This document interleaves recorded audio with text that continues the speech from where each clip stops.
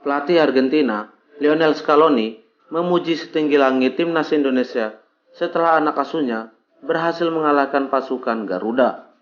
Seperti yang kita ketahui, timnas Indonesia harus mengakui kekalahan dari Argentina dengan skor 2-0. Scaloni mengakui bahwa timnas semakin mengalami kemajuan sehingga berhasil menahan Argentina dengan skor tipis. Padahal, Argentina merupakan salah satu tim terkuat di dunia yang menduduki peringkat pertama FIFA sekaligus sang juara Piala Dunia 2022. Bahkan, Scaloni mengakui lebih sulit mengalahkan timnas Indonesia ketimbang Australia yang juga dibantai dengan skor yang sama 2-0. Titik kekuatan timnas yang mengalami kemajuan pesat adalah terletak di lini pertahanan timnas Garuda. Menurut Scaloni, lini belakang timnas sangat sulit ditembus dan selalu berhasil menghentikan serangan Argentina, terkhusus Kapten Timnas Indonesia Asnawi Mangku Alam. Asnawi selalu melakukan sapuan bersih sepanjang laga sehingga membuat pemain Argentina kewalahan. Bahkan Garnacho mengakui Asnawi sulit ditembus dan dilewati. Pemain Manchester United itu sampai harus menekel keras Asnawi karena kesal gagal melewati Asnawi Mangku Alam. Sehingga Argentina hanya berhasil memasukkan 2 gol ke gawang timnas yang dijaga oleh Hernando Sutaryadi. Seperti yang kita ketahui, lini belakang timnas ada 3 orang pemain naturalisasi yang membantu Asnawi dan Rizky Ridho, sehingga pertahanan Garuda semakin sangat sulit ditembus. Beberapa pemain naturalisasi tersebut adalah Elkan Bagot, Jordi Amat, dan Saine Petenama. Dengan kehadiran ketiga pemain naturalisasi tersebut di timnas, kekuatan lini belakang timnas semakin kokoh dan sulit ditembus. Berbeda dengan lini serang timnas yang dinilai masih melempem dan kurang bertaji.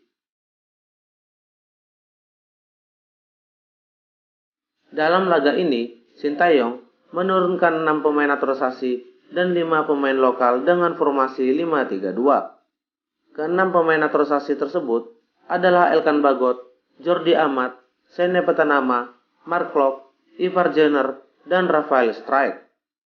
Ini merupakan pertama kali timnas Indonesia didominasi oleh para pemain naturalisasi. Sehingga dengan kehadiran ke-6 pemain naturalisasi tersebut, kekuatan timnas semakin diakui, terkhusus Argentina yang baru saja kewalahan mengalahkan timnas Indonesia. Lini serang merupakan titik masalah timnas saat ini. Para striker masih memiliki kelemahan dalam finishing, sehingga kerap kehilangan peluang yang seharusnya dapat berbuah gol. Akibat itu, banyak para supporter mengharapkan Sintayong menaturalisasi kembali seorang striker untuk membantu Rafael Struijk. Sementara, lini belakang timnas disanjung tinggi oleh pelatih Argentina, Lionel Scaloni, dan Sintayong. Terkhusus, Asnawi yang berhasil tampil gemilang dalam menghentikan serangan Argentina. Sehingga Argentina hanya berhasil mengalahkan timnas Indonesia dengan skor 2-0. Meskipun kalah atas Argentina, performa pemain timnas diakui sudah mengalami kemajuan pesat. Para pemain timnas berhasil menunjukkan permainan terbaiknya kepada sang juara dunia Argentina.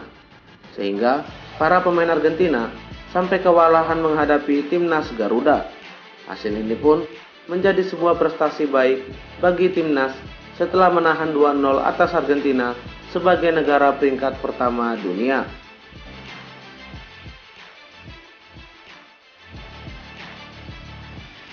Batalnya Lionel Messi ke Indonesia mendapat kritikan pedas dari salah satu pemain asal Argentina, yaitu Alessandro Garnacho. Pemain yang saat ini bermain di Manchester United itu juga mengaku bahwa Lionel Messi tak pantas memiliki sikap egois dan tidak mendengarkan keinginan fansnya. Sehingga, menurutnya, Lionel Messi seharusnya siap menemui dan bertanding kepada siapapun, mengingat Messi merupakan pemain kelas dunia. Sekarang, Lionel Messi hebohkan media ASEAN, gagal mengikuti laga pertandingan Indonesia, dan sekarang bersama Alessandro Garnacho. Apa pendapatnya soal Lionel Messi? Kata salah satu wartawan. Saya turut kecewa dengan Lionel Messi, cuti dengan alasan kurang memuaskan. Di saat pemain Indonesia mengharapkan kedatangannya untuk laga Indonesia melawan Argentina, menurut saya, sebagai pemain kelas dunia, Messi seharusnya selalu siap bertanding dan menerima kesempatan untuk bermain melawan siapapun, lawan yang ada di depannya, kata Garnacho.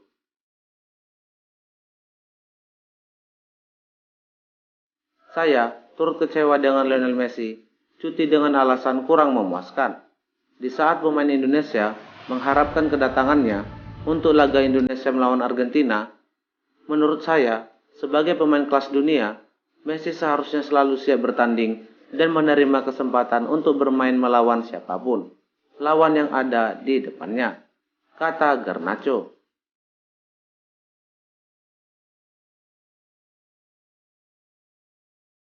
Erick Thohir mengkonfirmasi bahwa akan merencanakan dan memberikan kontrak setahun kepada Sintayong untuk kembali menangani timnas Indonesia.